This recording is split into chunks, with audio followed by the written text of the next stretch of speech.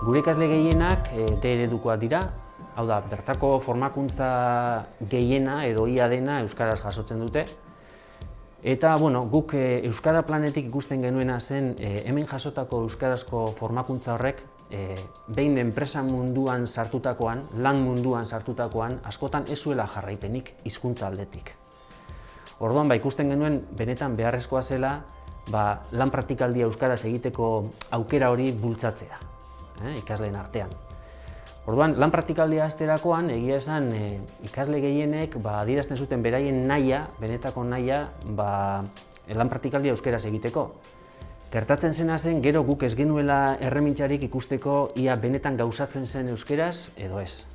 Eta orduan, erabaki genuen aukera bat izan zitekeela inkesta bat sortzea, inkesta oso betetzeko oso erreza, sinplea, eta aldi berean guretzat oso erabilgarria. Orduan, inkesta hori pasatzen zaie urtero lan praktikaldia amaitzen dutenean, eta inkesta horretan galdera oso zehatzak izaten dira. Adibidez, lehen eguneko harrera euskaraz egin da, ala ez, bertako dokumentazioa euskaraz jasotzen da edo ez, edo adibidez, errotulazioa euskaraz dagoen ala ez. Orduan, guretzat oso baliogarria ziurtatzeko zein puntutar arte erabili da euskara lan praktikaldi horretan. Eta amaieran, jasotzen dugu kasu honetan galdera bat, guretzat benetan garrantzizkoa dena, eta galdera da, ia etorkizun baten ikasle horiek nahiko luketen euskaraz lan egin. Eta egia esan gehienen erantzuna baiezkoa izaten da.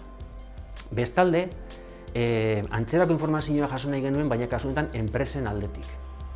Orduan, pentsatu genuen, ideia nahi izan zitekeela proiektua sortzea, kasu honetan, praktikak euskaraz izeneko proiektua sortu genuen.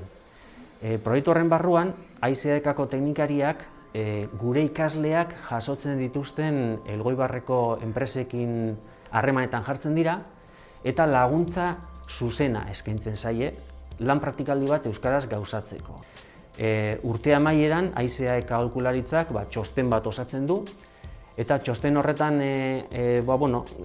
jasotzen da beraiek kurtsoan zehar enpresekin izan duten harreman horretan sortu diren kezkak, zalantzak, iritziak eta holakoak. Orduan, guretzat oso informazio baliogarria esaten da, hortik gero jakin dezakegulako aurrerantzean nola jokatu, zer eskaini enpresei, zer eskatu eta abar.